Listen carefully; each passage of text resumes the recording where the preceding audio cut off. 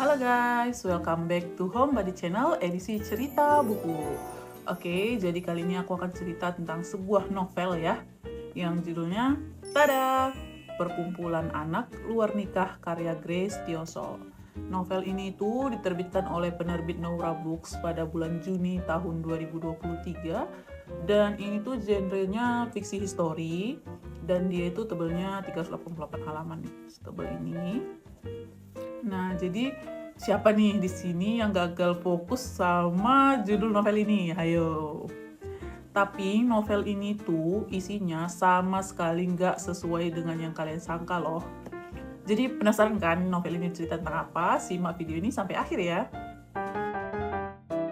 Oke, jadi novel ini tuh bercerita tentang Martha Gunawan. Dia itu seorang Chinese Indonesian, Cindo gitu ya.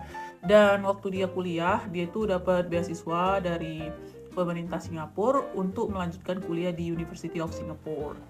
Nah, sampai sekarang pun dia masih stay di Singapura sebagai ibu rumah tangga dan dia itu udah menikah dengan namanya Roni. Dia seorang Cindo juga dan dia seorang asisten profesor di University of Singapore dan mereka berdua ini udah dikaruniai satu orang putra dan satu orang putri gitu. Nah, tapi si Martha ini itu tuh dia punya rutinitas yang unik ya. Jadi dia itu mengelola akun Twitter dengan username duolion163. Dia mengelolanya bersama sepupunya yang bernama Yuni. Nah, di situ mereka itu menguliti para calon kepala daerah. Jadi mereka itu ngecek latar belakang mereka gimana, terus ngecek kredibilitasnya lah. Jadi nggak heran ya kalau banyak yang nggak suka dengan akun Twitter duolion163 ini. Mungkin dari para calon kepala daerah itu dan mungkin tim sesnya pasti bakalan nggak suka ya dengan akun ini gitu. Nah, konfliknya muncul ketika ada yang memviralkan unggahan lawas Martha di blognya. Jadi itu yang diviralkan itu adalah sebuah jawaban atas Q&A sepele sih sebenarnya. Bunyinya itu gini, pertanyaannya ya, what is the wildest thing you've ever done when you are 17 years old? Terus dibalas sama si Martha, I forged a legal document. Later, I used it to apply for a scholarship and I got accepted. Viral bahwa si Martha ini mengakui kalau dia tuh memalsukan dokumen saat ngeplay beasiswa. Dan di Singapura, ngeplay beasiswa pemerintah Singapura. Mungkin kalau di Indonesia ini adalah sebuah kasus yang nggak serius gitu ya. Tapi di Singapura, negara dengan hukum yang sangat strict, yang bahkan di sana itu ngejual dan membeli permen karet aja ada dendanya gitu. Terus gimana dong nasib Martha selanjutnya? Deportasi? Di penjara?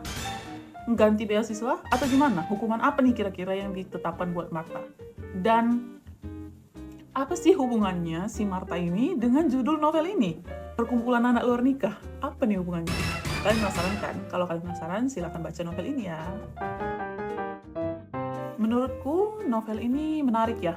Kenapa? Ada beberapa hal yang buat novel ini menarik. Yang pertama nih, bisa dibilang semua karakter penting yang ada dalam novel ini itu tuh adalah Chinese Indonesian, Cindo.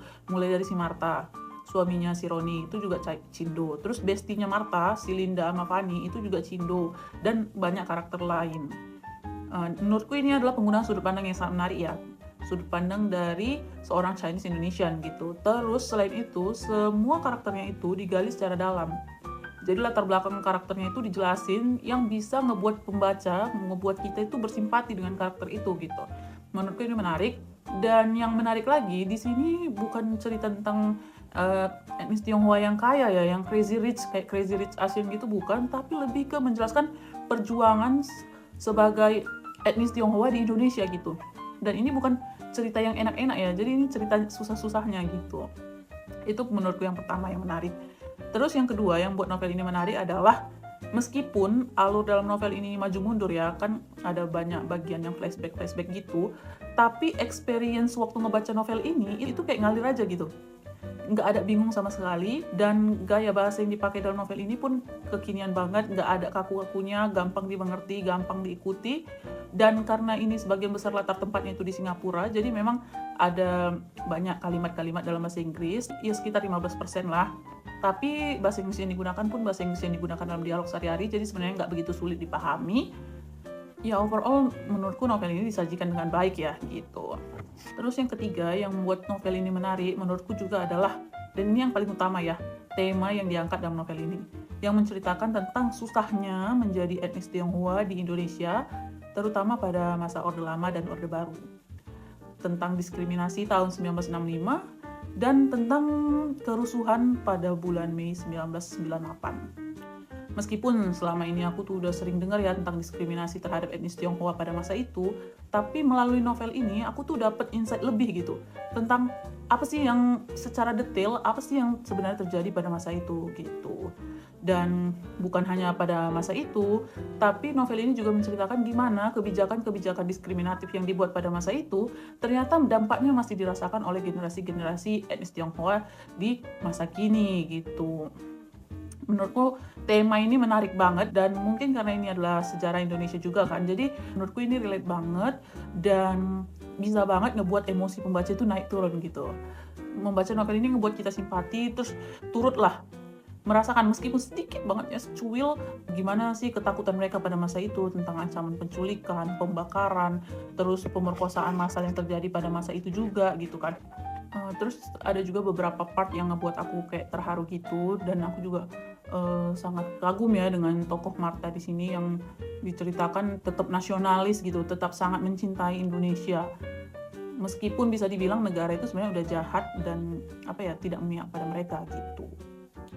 Terus kalau minusnya menurutku novel ini hampir nggak ada sih, cuman ada beberapa salah ketik aja dan ada beberapa kalimat dalam bahasa Inggris yang nggak dimiringkan gitu. Tapi kalau ini menurutku pribadi itu tuh nggak material banget buat aku, dan kalau dari aku 5 dari 5 bintang untuk novel ini. Yeay!